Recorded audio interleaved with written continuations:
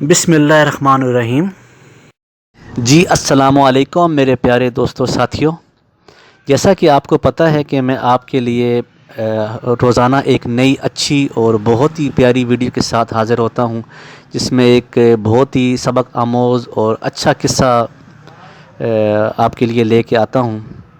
تو اس قصے پر ویڈیو پر جانے سے پہلے آپ میرے چینل کو سبسکرائب کر دیں اور بیل نوٹیفیکیشن پر ضرور آپ نے پریس کرنا ہے، تاکہ آپ کو آنے والی میری نئی اچھی پیاری ویڈیو اور پیارے قصے وقت پر ملتے رہیں، اور اپنے ویڈیو کو لائک ضرور کرنا ہے۔ تو چلتے ہیں واقعے کی طرف۔ ایک بوڑھے آدمی کو اس کی اولاد ہر روز یہ طعنہ دیتی ہے کہ آپ نے ہمارے لیے کیا بنایا ہے۔ تو بابا جی یہ سن کر خاموش ہو جاتے ہیں۔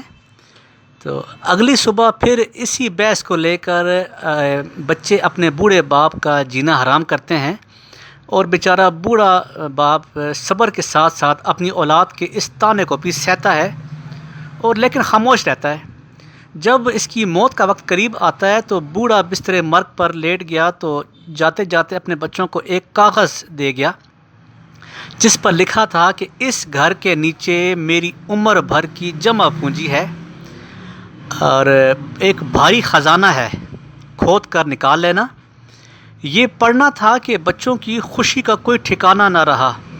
بڑے احترام کے ساتھ باپ کی میت کو دفنایا، پھر اگلے ہی دن پورے گھر کو ملبے کا ڈھیر میں تبدیل کر دیا اور کھدائی شروع کر دی۔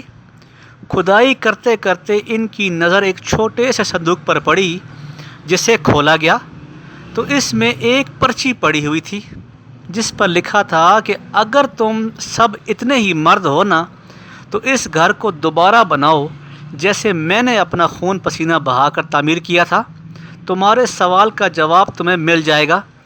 تو بچے جو رہی صحیح کسر تھی ان کی چھت بھی گنوا بیٹھے۔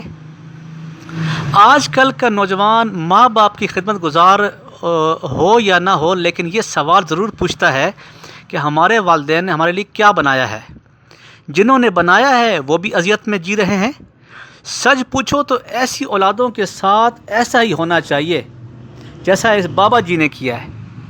تو دوستو، آپ کو اگر میری ویڈیو اچھی لگے تو اس ویڈیو کو آپ میرے چینل کو سبسکرائب کیجیے گا اور ویڈیو کو لائک کیجیے گا، اور میری نئی ویڈیو کا انتظار کیجیے گا۔ ملتے ہیں ایک نئی ویڈیو کے ساتھ، اپنا خیال رکھیے گا۔ اللہ حافظ۔